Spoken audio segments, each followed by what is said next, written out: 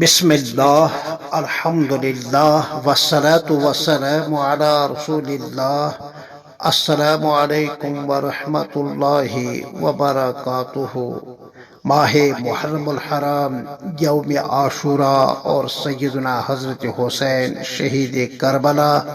قسط نمبر 4۔ بہت سارے ہمارے اپنے مسلمان بھائی اہل سنہ والجماعہ سے تعلق رکھنے والے بوجہ سادہ لوحی یا لا علمی کے ان دنوں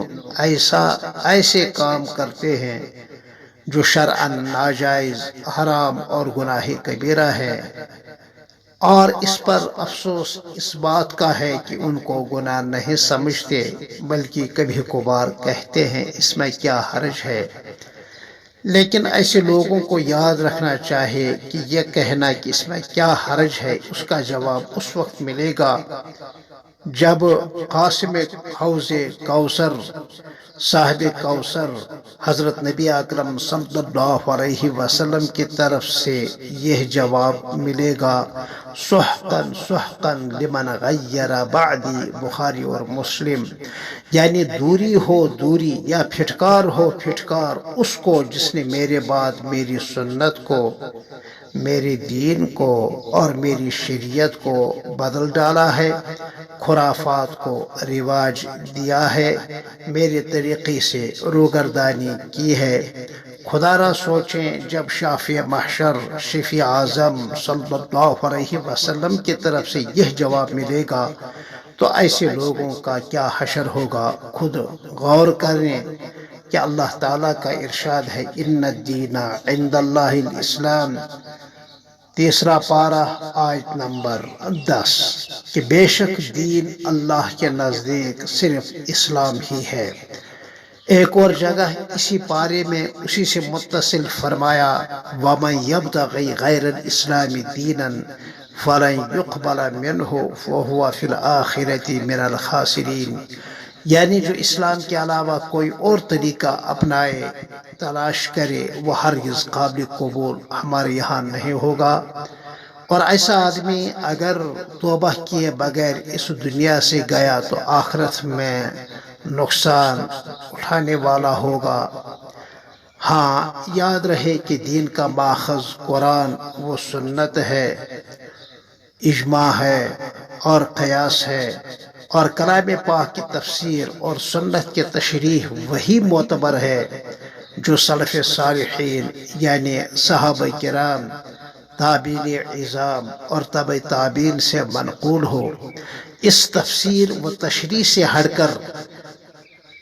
جو دین کہا جائے، بولا جائے، وہ دین نہیں ہے بلکہ دین کے نام سے بے دینی ہے۔ ہمارے اسلاف اسی دین متوارث کے داعی تھے اور یہی راہ مستقیم ہے۔ ان دنوں غیر قوموں کی دیکھا دیکھی جو مسلمان ماہ محرم الحرام کے حوالے سے خرافات اور جاہلانہ رسوم میں شامل ہوتے ہیں، وہ خود سوچ لیں کیا ان چیزوں کا اسلام سے کوئی دور کا واسطہ ہے، اور ان کو مذہبی احکام سمجھ کر کرنے والے خود سوچ لیں کہ آخرت میں ان کا ٹھکانہ کہاں ہوگا۔ یاد رہے میرے مخاطبین اپنے ہی اہل سنہ والجماعہ کے لوگ ہیں، کوئی مخصوص فرقہ میرا مخاطب ہرگز نہیں ہے۔ اب میں فقہ اور فتاوی کے ماہرین اور علوم شرعیہ میں کامل علماء کرام کی کتابوں اور مآخذ سے اجمالاً ان تمام افعال و اعمال کو تحریر کرتا ہوں جو اکابر اہل سنہ والجماعہ کی نگاہوں میں شرعاً ناجائز اور حرام ہیں اور بڑے بڑے گناہ ہیں۔ اللہ تعالی ہم مسلمانوں کو ان اعمال شر سے بچائے۔ مثلا تعزیہ نکالنا، علم نکالنا، حضرت حسین رضی اللہ تعالی عنہ کا نقلی روزہ بنانا، اس پر عرضیاں لٹکانا، اس سے مرادیں مانگنا،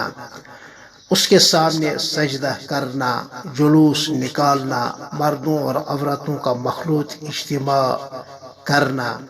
اور جلوس کی صورت میں نکلنا، جس سے بہت سارے شرعی، اخلاقی اور قانونی مفاسد پیدا ہوتے ہیں۔ حضرت حسین رضی اللہ تعالی عنہ کا نقلی گھوڑا دلدل بنانا، سینہ کو بھی کرنا، حضرات اہل بیت عظام اور شہدائے کربلائے کرام رضی اللہ تعالی عنہم اجمعین کے مصائب اور آلام کو بیان کر کے رونا اور رلانا، چلانا، اور اس حوالے سے ماتم کرنا، مرثیہ پڑھنا،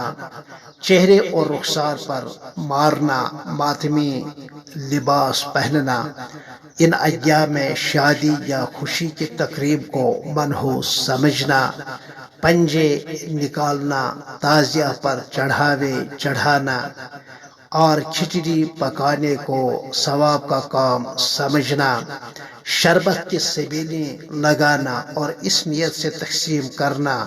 کہ حضرات شہدائے کربلا رضی اللہ تعالی عنہم اجمعین پیاسے تھے تاکہ اس شیرے اور شربت سے ان کی پیاس بجھے۔ جہاں تک ہو سکے ان اعمال اور عقائد کی اصلاح کر لیں، ماحول کو ان خرافات کی گندگیوں سے پاک رکھیں، جیسا کہ حدیث پاک میں آیا ہے، الا کلکم راعین وکلکم مسئول عن رعیتہ، یعنی خبردار ہو، تم میں سے ہر کوئی ذمہ دار ہے اور ہر ایک سے اس کے ماتحت کے بارے میں قیامت کے دن پوچھا جائے گا۔ اس طرح امام اور عالم اپنی قوم کے راعی اور ذمہ دار ہوتے ہیں اور گھر کا بڑا اپنے ماتحتوں کا ذمہ دار ہوتا ہے، لہذا کوئی مسلمان اس ذمہ داری کے حکم سے مستثنی نہیں ہو سکتا۔ یاد رہے، یہ صرف اہل السنہ والجماعہ ہی سے خطاب ہے، دوسری برادری سے خطاب نہیں ہے۔ وہ جو کرتے ہیں کرنے دیں، وہ اس کو اپنا مذہبی شعار سمجھتے ہیں، ہمیں ان سے چھیڑنا نہیں ہے، لیکن اپنے حق اور مسلک حق کو